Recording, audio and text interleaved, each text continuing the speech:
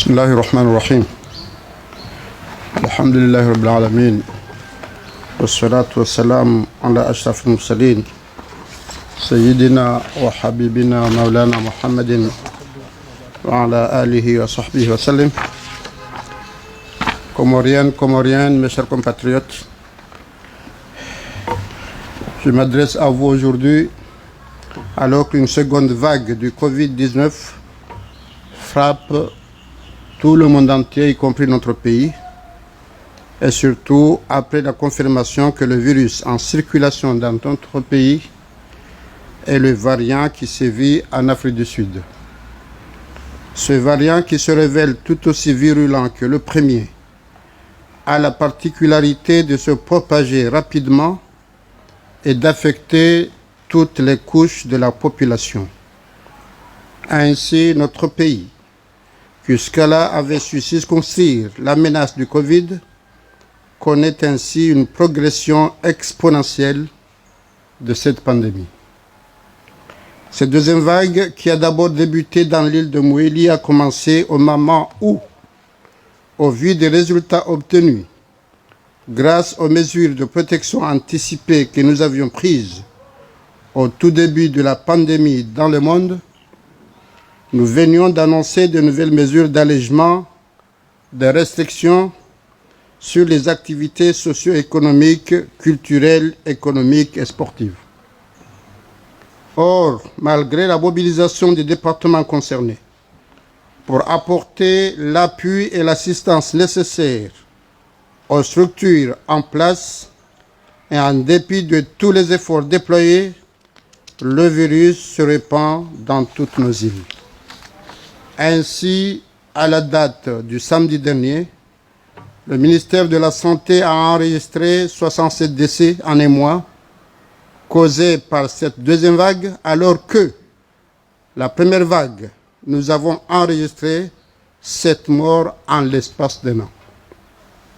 Au total, l'Union des Comores comptabilise 2260 cas de Covid, dont 147 cas importés et 1315 guéris sur les 3 îles. Les nouveaux cas actifs sont au nombre de 875, dont 537 en Gazidja, 309 en Zouani et 29 à Mouéli.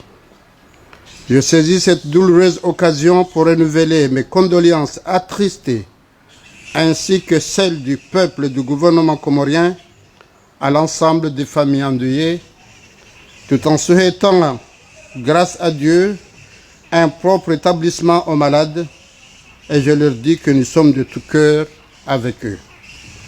Mes chers compatriotes, comme vous le constatez, l'heure est grave.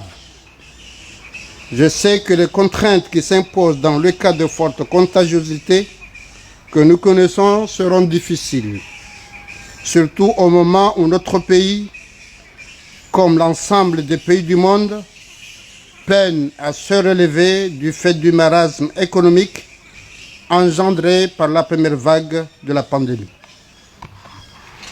Toutefois, nous devons agir et vite si nous voulons éviter une catastrophe difficilement contrôlable dans notre pays. C'est la raison pour laquelle je viens encore une fois demander votre compréhension, votre coopération, votre accompagnement, car si nous voulons circonscrire à temps cette pandémie, nous protéger et protéger notre pays, nous devons, en plus du renforcement des mesures barrières, revenir aux mesures d'antan qui nous avaient permis de faire partie des rares pays où les dégâts du coronavirus avaient été limités et contenus. Aujourd'hui, l'heure n'est pas à la fête. L'urgence est de sauver des vies, de protéger notre population, de faire en sorte que la propagation du virus prenne fin afin que nous puissions retrouver nos capacités sanitaires et reprendre une vie tout à fait normale. Et c'est dans ce sens qu'après un conseil de ministres élargi, consacré au Covid, une réunion avec la coordination, l'organisation d'une séance de travail avec les districts, élargie aux maires et aux préfets, et après concertation avec les ulémas, nous prenons à compter de ce jour les mesures suivantes. Obligation du port du masque et respect strict de la distanciation physique dans tous les lieux publics, y compris dans les véhicules, les taxis, les magasins, les établissements publics et privés. Couvre-feu sur l'ensemble du territoire de 20 h à 5 h du matin.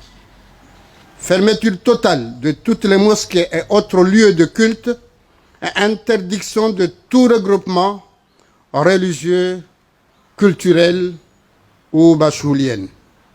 Interdiction des cérémonies de mariage et de cérémonies religieuses. Fermeture de marché à partir de 16 h, les jours ouvrables et le dimanche, jour de nettoyage et de désinfection. Fermeture des plages.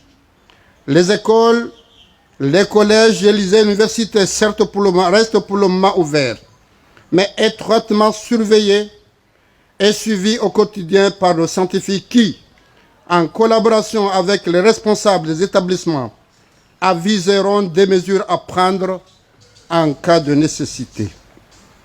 Le Mouftora précisera les modalités de la toilette et de la prière mortuaire en cette période particulière dans le respect du culte et de la dignité des défunts.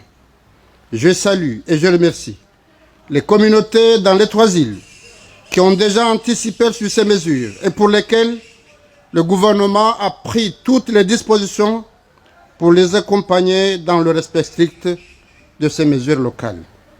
Mes chers compatriotes, je mesure les difficultés que nous allons tous rencontrer du fait de ces mesures, mais nous n'avons pas d'autre choix. C'est la seule façon de nous en sortir car la santé est la priorité absolue et passe avant toute autre considération.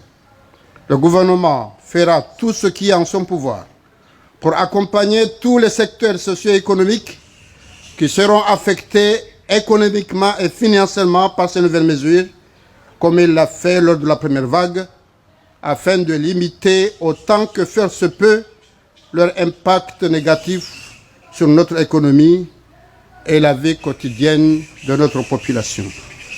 Cette deuxième vague s'est propagée rapidement en raison du relâchement des mesures barrières et du scepticisme ambiant quant à la réalité de cette maladie. En effet, nous avons relevé durant cette deuxième vague de nombreux dysfonctionnements dans la gestion de ce Covid. Et c'est pourquoi la coordination de la lutte contre le Covid, d'abord placée au niveau du ministère de l'économie, puis transférée au niveau de la santé, sera désormais placée sous l'autorité directe de la présidence de la République. Désormais, aucun écart qui risque de mettre autrui en danger par le non-respect des mesures barrières et du protocole du lavage de nos morts de l'enterrement ne sera toléré.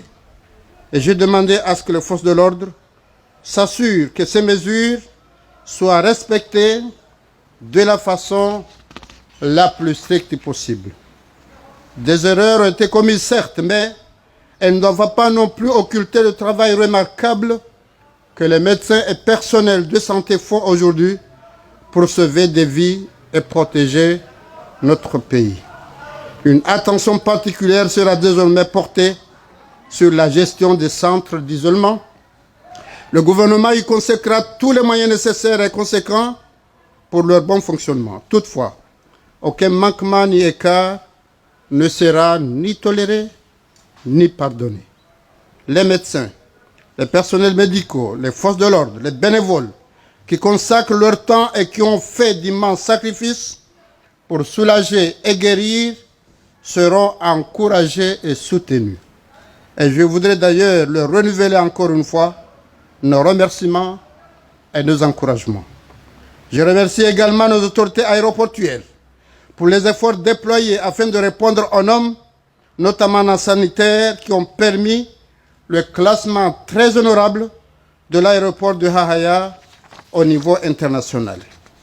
Mes chers compatriotes, je voudrais, avant de conclure mon discours, dire toute mon indignation quant aux propos inacceptables visant à jeter le discrédit sur notre pays à inciter à la panique dans une situation déjà difficile. Je voudrais leur dire que l'heure est à la compassion, à l'entraide mutuelle, à la solidarité, plutôt qu'à la provocation et à la désinformation. Les cœurs sont déjà assez éprouvés par cette nouvelle vague qui semble plus préoccupante que la première. Alors, soyons humains, soyons solidaires, soyons responsables. Mes chers compatriotes, protégez-nous, respectons les mesures barrières, n'hésitons pas de nous faire détecter en cas de symptômes. N'ayons ni peur ni honte, car c'est une maladie comme les autres qui sévit dans le monde entier. Je sais que je peux compter sur votre compréhension, comme d'habitude, votre accompagnement, votre coopération habituelle.